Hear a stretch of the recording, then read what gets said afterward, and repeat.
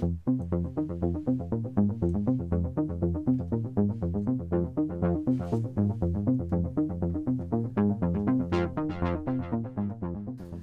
and welcome. My name is Andrew Longhurst. As some of you may know, I'm one of the co-hosts on the Pro Synth Network show on YouTube every Friday evening, and a contributor, one of the sound designers to some of the Cherry Audio products. And today I'm here to demo some of the sounds that I've created for the new bank for this new wonderful synth, the SH Max. So anyway, without any further ado, let's just try something. So I thought what I'd do first of all is just show you a few of these presets. The other thing which, of course, they've done at Cherry, which they've done with a lot of their synths, is add polyphony and add polyphonic aftertouch. And it does make a huge difference. You can do some really amazing things, as well as doing the really classic duophonic sound. We'll come to that. I've got a few duophonic things, duophonic presets that you might want to hear and play around with. But let's start off with something which is sort of unlikely for something that's as electronic as this. So this is Olympian horns.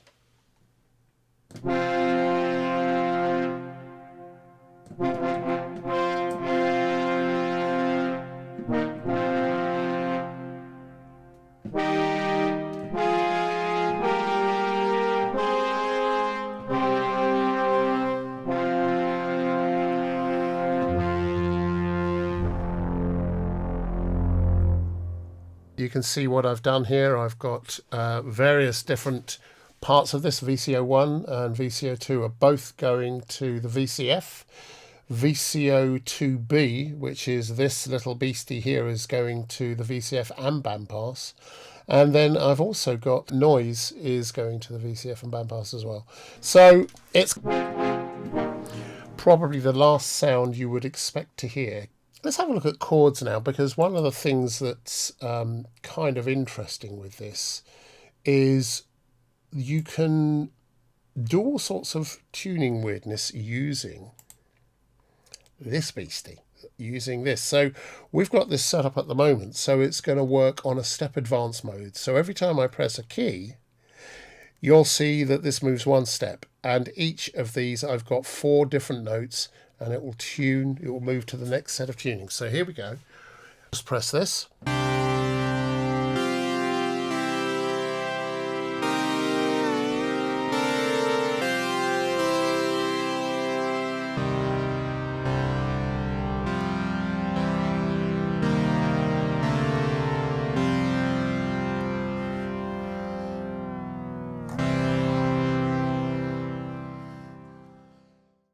So with that setup, that gives us a whole bunch of different chords to play with immediately, just pressing one key. So that's kind of like an auto accompaniment. I don't know what you call it, but it's an interesting one, and you'll be able to, of course, just jump in and change the sound as you will. So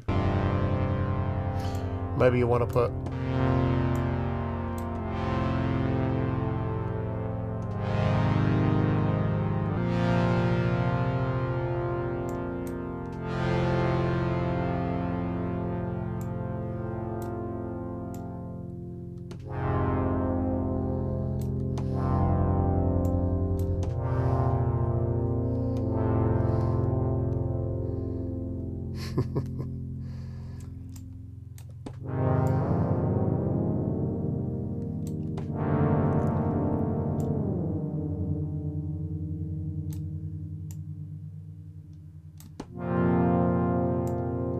very Carpenter-esque, that.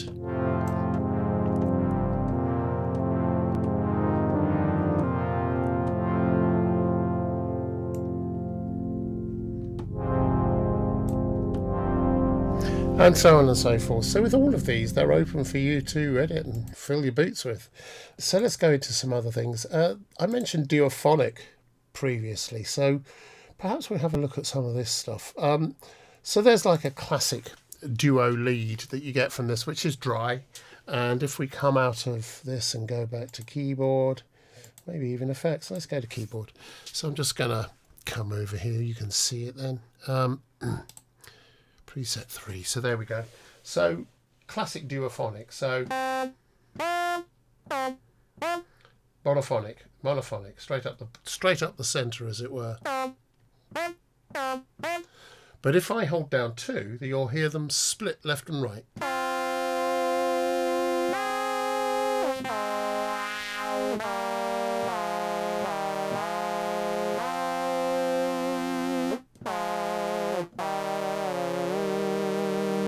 Yeah. So there's that's one of the duophonic ones, and there's some more sort of. If I come back to me again, here we go. Did you miss me? No, not if you're in your right mind, you didn't. Let's go to Rykuda. So Rykuda is one of my favourite artists, and he has that guitar sound with swell pedals and reverb and very swampy. I love this sound, and it's duophonic as well. So let's just have a look at this.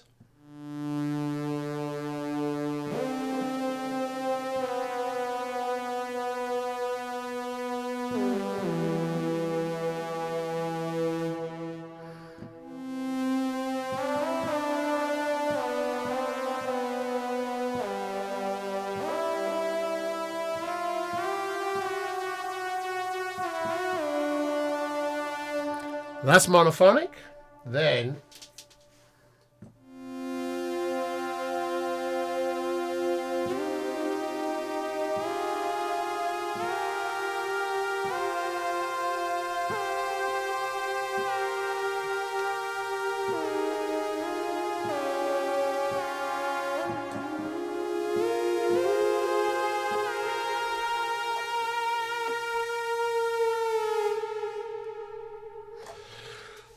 that sound. I just love that sound. And then we have one inspired by a rather lovely player that you may know, Mr. Banks.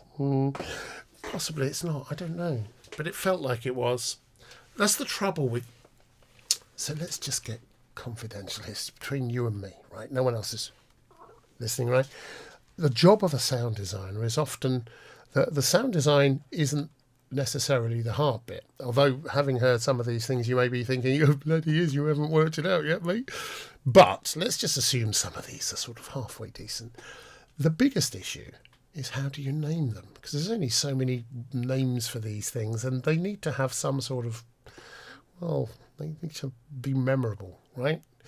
And often they're not. So I came up with this because it felt like it was a T. Banks sort of duophonic sound from the ARP era. Yeah, that was a lot of explanation, wasn't it? I'm not sure it was necessary, but yeah, this is what it is. Tony, what else does it do?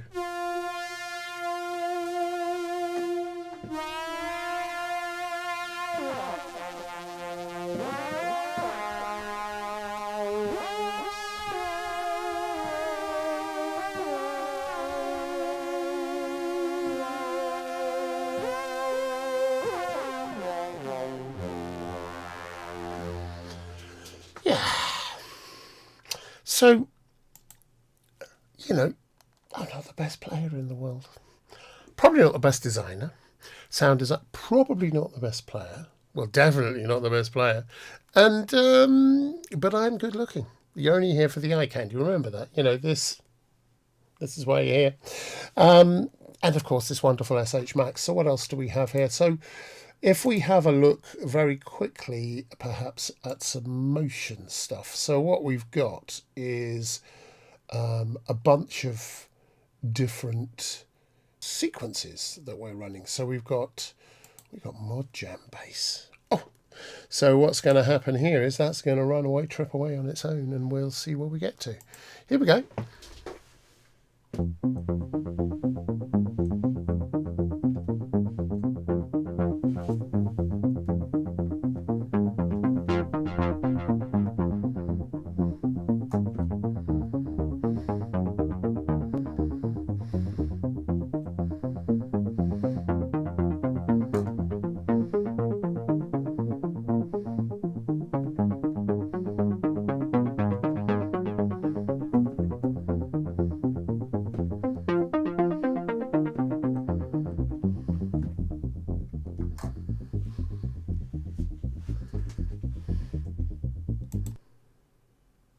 Yeah, so that was a quickie. You can do all sorts of stuff with that. Let's have a look what else we have.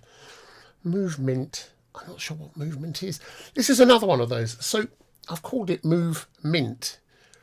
And because it's in the motion category, so it's movement, but movement just seemed a bit boring. And honestly, Move Mint, not sure it's mint, but it's there. Should we give it a go? Let's see what it is. Let's just, then you can criticise me, tear me apart in the comments. That's what I'd do.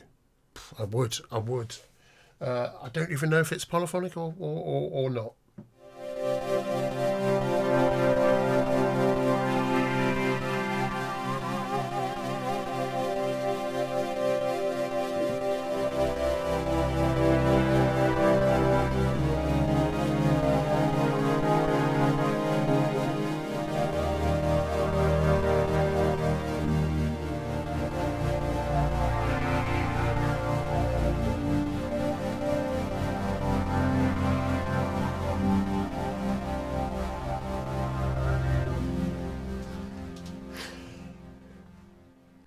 Yeah, so you get the idea. There's lots of things you can do with these rather wonderful fingers, and there's some sort of other dancey beat and stuff, and there's even some string stuff here. String pedal.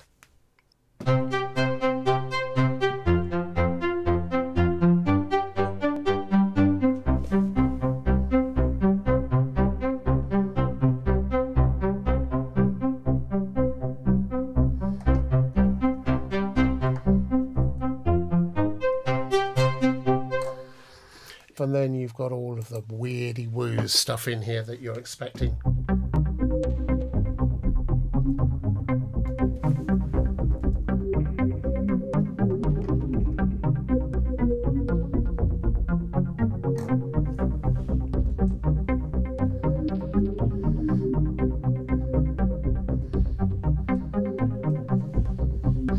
All sorts of weird hootings and wanderings going on in there. But the thing is, with all of this stuff, you get a chance to play around with each of the settings and do your own thing with it. That's what these things were built for, right? So if there's something you do like or don't like,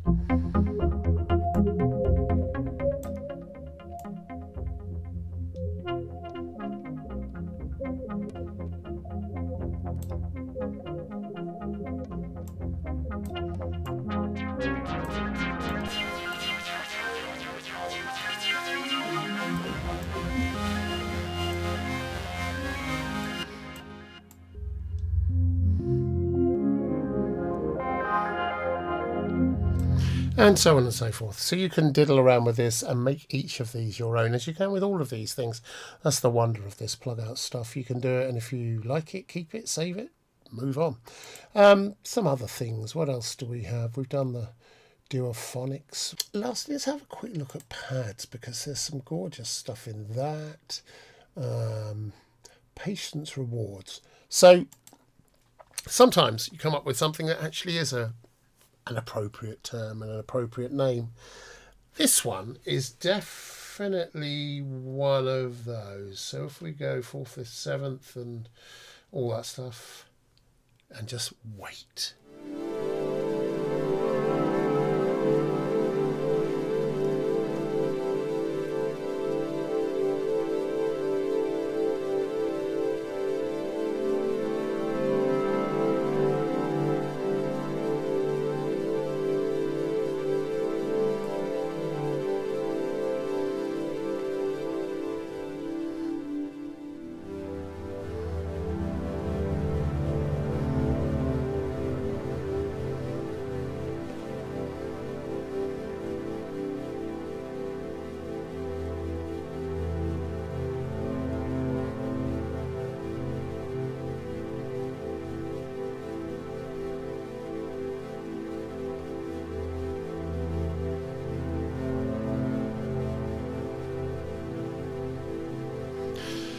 So it's kind of an ambient thing, and there's lots of little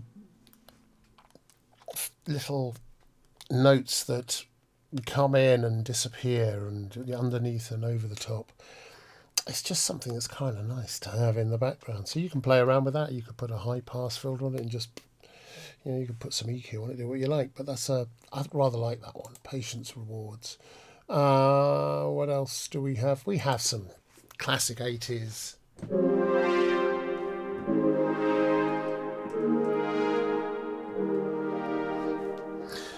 Me getting down with the kids. Yeah, so what else do we have? We have Octopad. Aftertouch on this as well, so let's...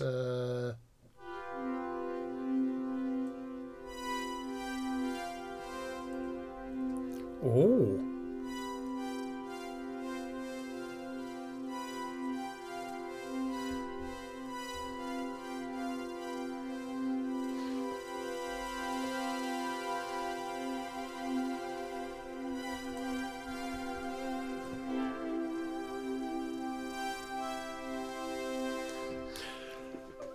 Yeah, that's rather gorgeous. So, yeah, there's all sorts of different ones there. What else do we have? Polly. Pulsing Polly, Lush Waves at fifth. Let's try that. Lush Waves.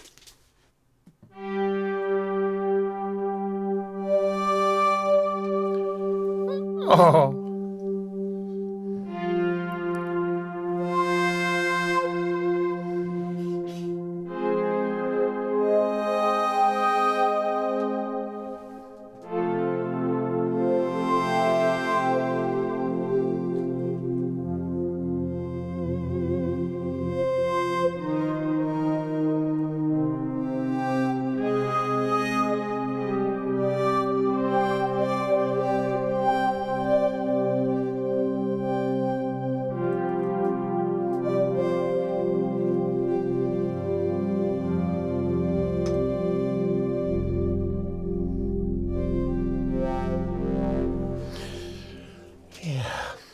So yeah, there's a lot here. There's even sound effects. There's all sorts of sound effects here. There's the obligatory biddly diddly diddly. That's just a brief walkthrough there. There is so much to show about this thing. I could actually give a walkthrough of some of the features, but I'm sure there are going to be better people doing that than me. But look, I hope you enjoyed it. This is a wonderful, wonderful thing. Does biddly diddly diddly.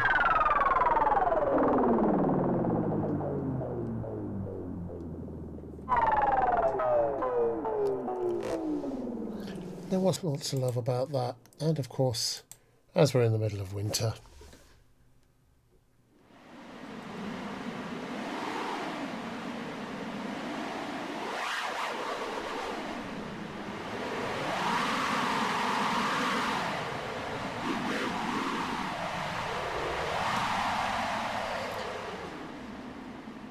and as that winter storm abates, we shall take our leave and probably just leave you with this short little doofer.